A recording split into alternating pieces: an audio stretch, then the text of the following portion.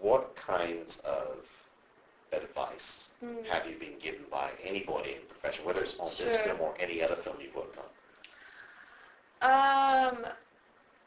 Noah and Jennifer and Ben have told me they've been very clear that they think I should only do things that I really believe in and want to do. That you don't do things because you think it's going to get you somewhere. Because chances are it A, won't get you to where you think you want to be, and then once you're there, you might not even want to be there.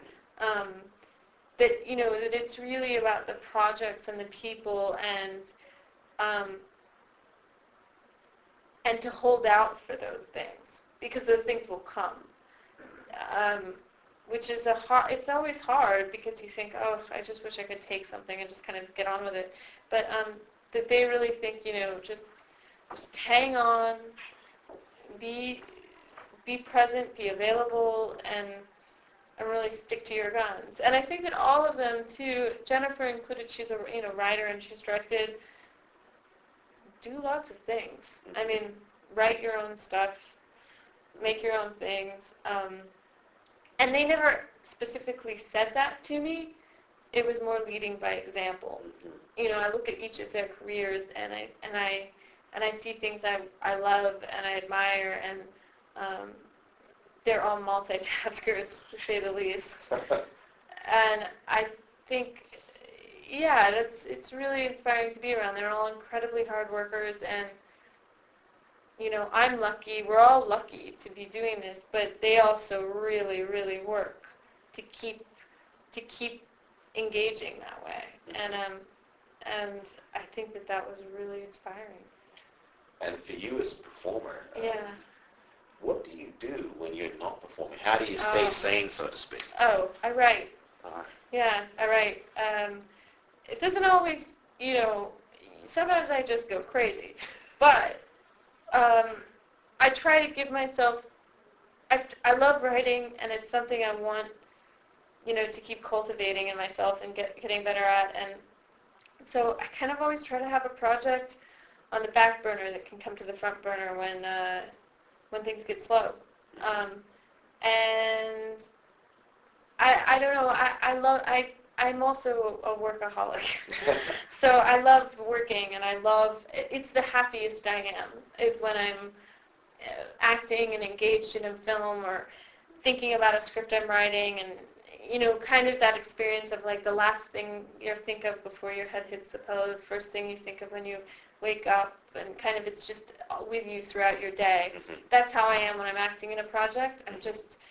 It's always like living in me, and it's so consuming and exciting, and it's the same way when I'm writing something. It's the same feeling of like, oh yes, and you're always half distracted by it. And I love living like that. It makes all of my other senses seem to wake up. It makes everything sharper. Well, you probably dream about. Yeah, I do. Oh, I do. It's so. I think I'm like really hard to be around most of the time, because I'm either like that or I'm sad that I'm not like that.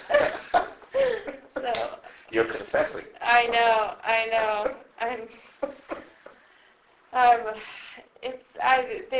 They should. Actors and artists, we're all crazy people, Not one of us is sane. My mom always says, she'll always say things like, oh, this person or that person, famous person or actor or something, they seem very normal. And I'm like, Mom, I promise you, they're not normal. None of these people are normal. I'm not normal, they're not normal. Like, I can just guarantee it. But she's always disappointed when I say that. She wants them to be normal.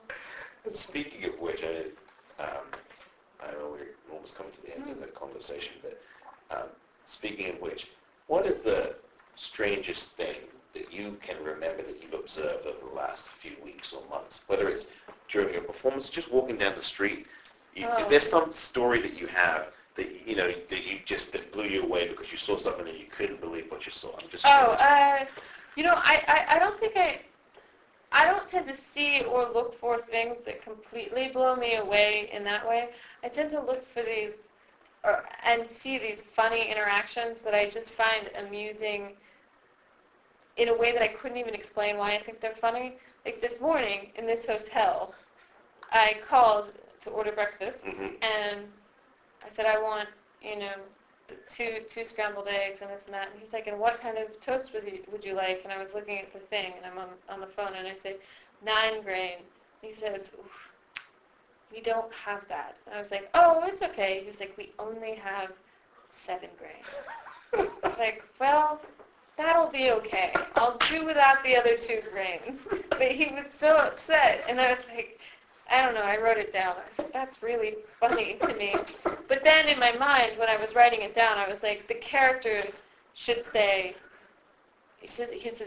oh, we only have seven grains, and then the character should say, never mind then, like, the 9 grain was what they wanted. Yeah, that's what I look for. It's never like that insane thing. It's always like, that was very awkward of us. Yeah.